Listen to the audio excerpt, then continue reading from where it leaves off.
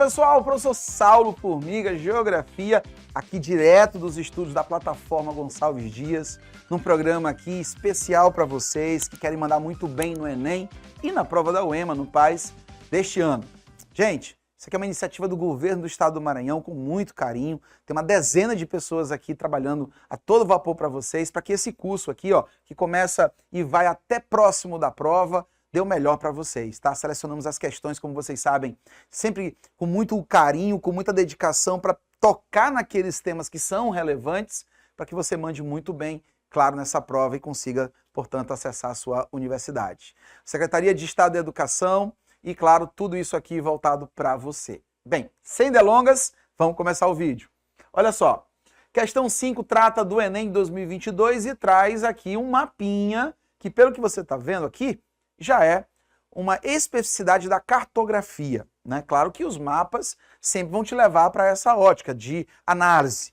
Então aqui especificamente nós vamos trabalhar com as escalas, que é uma questão que já caiu inclusive na prova de humanas e também na prova de matemática. Mais ou menos, se não me falha a memória, em uns 3 anos a gente teve também uma questão que caiu em matemática, não foi nem na prova de geografia, para você ter uma ideia. Bem, ele fala o seguinte, ó. Possível trajeto do voo MH370 da Malayas Airlines, antes da queda em 2014. Último contato, perceba, tem que ler o gráfico, né? Último contato, tá? Na Indonésia, e onde os destroços foram encontrados, tá? Foram avistados no Oceano Índico. Olha só, antes da queda, esse era o caminho do avião, aqui onde os destroços foram encontrados. O que o mapa está me mostrando? Que entre o local que os destroços foram encontrados e a Austrália, mais precisamente uma região chamada de Perth, a gente tem uma distância em linha reta de 2.500 quilômetros. Percebam, o mapa não traz a escala, ok? Ele só me dá a distância em linha reta real entre esses dois pontos. Aí você vai para o determinante da questão, o comando da questão. Considerando-se que a distância entre o local onde os destroços do avião foram avistados e a cidade de Perth, eu acho que é assim que se pronuncia, professor de inglês me corrija aí, é de 2 centímetros. A escala aproximada dessa representação cartográfica é. Percebe-se que se você estudou sobre escala, você está automaticamente procurando ela, só que ela é a resposta. Ó, 1, 2 pontos e alguma coisa. O que eu tenho aqui é o numerador e o denominador de uma escala, porque escala é uma fração, escala é uma divisão, é uma proporção, é 1 para. 1 centímetro para 12.500 centímetros, 1 centímetro para 125.000 centímetros, e assim sucessivamente. Só que eu vou te dar um macete para você resolver essa questão somente com uma proporção. Olha para cá, vem para o quadro comigo. Olha só, voltando para o mapa, o que nós temos? Ele está dizendo que a distância real foi de 2.500 quilômetros, que é essa distância que ele te dá entre o local do destroço e a cidade mais próxima da Austrália, linha reta. No mapa, o que ele te diz no comando da questão? A distância gráfica é de 2 centímetros. Então ele está dizendo que os 2.500 quilômetros reais equivalem a 2 centímetros no mapa.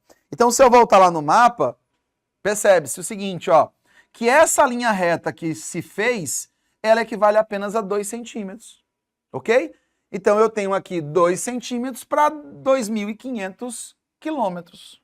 Gente, percebam, a escala nada mais é do que uma fração.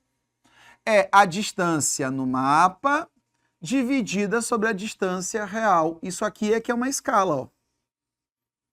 Tudo que você tem lá na resposta, nas alternativas, nada mais é do que isso, ó. Distância no mapa sobre distância real. Mas quem é a escala? Vamos lá. Distância no mapa, 2 centímetros. Distância no real, 2.500 quilômetros. Qual é o grande problema agora? Vamos por partes. Cara, eu não posso dividir centímetros por quilômetros, né? São unidades diferentes. Então o que eu vou fazer? eu vou acrescentar 5 casas decimais. 1, 2, 1, 2, 3. Aí eu transformo para centímetros. Olha só. O que eu tenho agora? 2.500 quilômetros foram transformados em 250 milhões de centímetros. Por que 5 casas? Porque de quilômetros para centímetros, eu vou percorrer 5 zeros à direita. De centímetros para quilômetros, eu cortaria 5 casas decimais para a esquerda. Como eu estou indo de quilômetros para centímetro, então é a mais, ó. Então, mais 5 casas decimais. Resultado, eu vou ter que dividir 2 centímetros e 250 milhões. Se eu fizer a relação de simplificação, ou seja, se eu dividir tudo por 2, eu vou ter o resultado de 1 sobre 250 milhões dividido por 2 vai dar 125 milhões. Tudo em centímetros. Quer dizer o quê? Que para aquele mapa, a relação de proporcionalidade é 1 centímetro no mapa corresponde a 125 milhões de centímetros no real. Ou, se eu for aqui, ó, que é melhor ainda, 2.500 centímetros dividido por 2 vai dar 1.250 quilômetros por cada centímetro. Bem, é só olhar para as alternativas.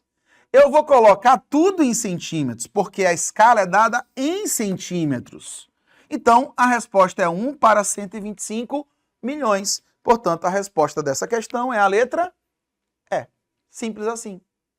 Ok? O que tu não pode esquecer? Toda vez que cair uma questão de escala numérica, isso aqui é escala numérica, tu vai fazer essa relação aqui que eu coloquei no quadro para vocês. Escala é a distância no mapa dividido pela distância real. É muito comum deles fazerem uma brincadeira assim, ó. Ele te dá a escala, mas ele está te cobrando a distância no mapa. Ou ele te dá a distância no mapa, ele te dá a escala e ele te cobra a distância real. E esse caso da nossa questão, que ele te dá a distância gráfica, ele te dá a distância real, cadê? Ele te dá a distância real e quer que você dê a escala. Tanto faz vir com esses 3 tipos de pergunta. Tu vai responder pelo mesmo meio. É só uma proporção. Ok? Então tem que usar o raciocínio lógico e, claro, saber um pouquinho da matemática básica, porque essa matemática básica ela vai despencar na tua prova, tá? Sobretudo, claro, na prova de matemática e suas tecnologias. Ok? Partimos para a próxima questão. Mais um mapa, dessa vez em um tema diferente. Esse tema tem a ver com a geografia física, que também é muito comum na prova do Enem e ainda mais comum quando se fala de paisagens na prova da UEMA. Questão 6 do Enem de 2020, ou seja, praticamente ontem. A área tracejada é o Vale da Grande Fenda e a área com o triângulo são vulcões. Se eu tenho uma grande quantidade de vulcões concentradas nesse vale, significa que isso vai me levar a analisar a superfície sobre a ótica das placas tectônicas, tá? Provavelmente eu estou falando aqui de áreas de grandes rupturas. Percebe-se que eu estou falando da África na sua porção leste e a Ásia na sua porção sul e sudeste. Olha o que ele diz. Os aspectos físicos apresentados originam-se da atuação da força natural de... Percebe-se? A África se separou da América do Sul, lembra? Por conta do movimento divergente. A América do Sul para oeste e a África para leste. A Ásia entrou em confronto com a placa do Pacífico. E a África sofre um fenômeno na sua costa leste que é quase que exclusivo. Isso aqui é o que nós chamamos de vales dos rifts. Rifts é o termo. Olha aqui, ó. Você vai para o contexto da questão, já aparece automaticamente o termo aqui, ó. Rifteamento. O rifteamento são lesões na superfície, causadas exatamente por conta do movimento de placas. É como se eu estivesse te falando que a placa africana, que até hoje é uma grande placa, estivesse se dividindo. Só que o detalhe é que a placa africana, ela não está se dividindo porque eu tenho duas partes dela em movimentos contrários. O que acontece é que essa porção leste da África, ela está indo numa velocidade superior à porção oeste. E com isso, acabo resultando em uma certa ruptura. O resultado é que eu tenho aqui uma espécie de esticar da superfície que gera rompimento de crosta, rompimento das camadas da crosta, o que vai, portanto, gerar os vales, tá? As fendas. Então, neste caso, eu estou falando, claro, das placas tectônicas, mas não são por colisões. Eu estou falando do rifteamento, destaque aí esse termo, porque este termo, de fato, é o que mais casa com a realidade africana. E é o que sempre é explorado toda vez que aparece o mapa da África nessas questões. Então, rifteamento da costa terrestre, automaticamente você já sabe por conta do termo. C, subducção da plataforma oceânica. Subducção significa o choque de placas, onde uma das placas mergulha e a outra placa acaba soerguindo. Ou seja, subducção é um encontro de placas tectônicas, movimento convergente, tá? Convergente, onde uma delas mergulha para o substrato e a outra sobe. Ela se ergue, é soerguimento. Com esse soerguimento, eu tenho a formação de uma cordilheira, que não é o caso da África. E letra D, formação de cadeias montanhosas. Se eu falasse da letra C, automaticamente eu estaria falando da letra D, tá bom? Onde tiver subducção, você também vai ter algumas dessas alterações do relevo tão drásticas como a formação das cadeias montanhosas, ok? O que você não pode deixar de falar quando for estudar esses tópicos? Gente, movimento das placas tectônicas normalmente são explorados na prova, tá? Para você que vai fazer o Enem agora especificamente. O que você tem que saber? Que placas tectônicas são resultantes das forças internas. Sobretudo, quando eu falo do movimento tectônico. Eu estou falando do movimento do magma ali embaixo da crosta, e esse movimento do magma se dá de maneira circular. É chamado de corrente magmática ou corrente de convecção. Esse movimento do magma circular acaba impulsionando as placas. E aí o movimento das placas te traz três tipos diferentes. O convergente, que é o choque de placas, o divergente, que é a separação, que é o caso da África com o Brasil, e o tangencial, que é o movimento de deslizamento lateral que ocorre na placa da Califórnia, nos Estados Unidos, tá? Que a gente chama de contato. Lá eu não tenho nem vulcanismo, nem fortes abalos sísmicos. Eu tenho abalos sísmicos, mas não são os piores do planeta. Quando eu falar de força do tectonismo, quando eu falar de força do terremoto, automaticamente eu vou para o choque de placas. Os piores terremotos que ocorreram na face da Terra sempre estão associados ao tectonismo e ao encontro de placas tectônicas. Perfeito? Anotou a dica? Então, cai matando sobre este conteúdo, porque ele é sucesso. Próxima questão? Questão 7, Enem 2019, traz uma imagem do que parece ser uma cidade, né? Um muro, uma praça, algumas árvores, de um bairro residencial. Fala-se aqui de uma arte criada nas ruas e para as ruas, marcadas antes de tudo pela vida cotidiana. Seus conflitos e suas possibilidades, que poderiam envolver técnicas, agentes e temas que não fossem encontrados nas instituições mais tradicionais e formais. Olha de novo aquela dica, hein, gente? Leia sempre a fonte. Olha só, os limites da inversão, a heterotopia do Beco do Batman. Beco do Batman é uma localidade de São Paulo que ganhou notoriedade por conta da arte de rua. Ou seja, as pinturas feitas pelos artistas populares. É um pouco do que se discutiu em São Paulo um tempo atrás sobre o grafite. A grafitagem deixou de ser um ato de contravenção pública, vamos dizer assim, deixou de ser um ato criminoso, entre aspas, e passou a ser agora encarado como arte, diferente da pichação. Por quê? Porque a pintura que é deixada com grafite normalmente é uma crítica social ou um apelo social. É uma forma da sociedade expressar os seus sentimentos sobre ela mesma, sobre a sua cidade e, claro, normalmente atribuindo temas ou discutindo temas que são importantes para a qualidade de vida das pessoas, né? E, claro, as cores, as formas vão variar de região para região, exatamente porque elas são reflexo das identidades locais. Então veja, ó, já que eu estou falando da arte de rua, percebam que ela coloca aqui, ó, agentes e temas que não fossem encontrados nas instituições mais tradicionais. Não está na academia. A arte de rua, ela é fruto das dinâmicas de rua, que não são ou não eram amplamente discutidas nas academias, nos congressos, nos museus, né, nos centros culturais. Pela sua força, pela sua expressividade, o mundo começou a encarar de outra forma. E hoje, a arte de rua é basicamente uma obra-prima citatina, né, uma obra-prima urbana. A manifestação artística expressa na imagem e apresentada no texto integra um movimento contemporâneo de... Letra A. Regulação das relações sociais. Regulação é uma palavra que engessa, porque estabelece padrões. E a arte de rua, ela está exatamente na contramão disso. Ela não quer estabelecer regulação, ela não quer estabelecer limites, porque ela expressa o seio social. B. A apropriação dos espaços públicos. Olha a imagem, gente.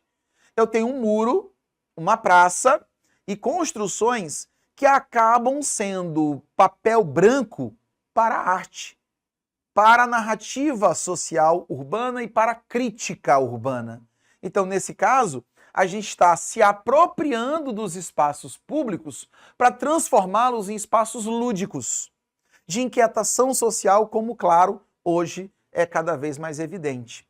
C. Padronização das culturas urbanas. Falso. Se você for em cidades como São Paulo, lá no Beco do Batman, e você vier aqui no Maranhão, em São Luís, como algumas regiões do centro, você vai ver que o tipo de arte é diferente, embora todas as duas venham da mesma origem, a rua, né? São inquietações distintas, então não tem esse padrão.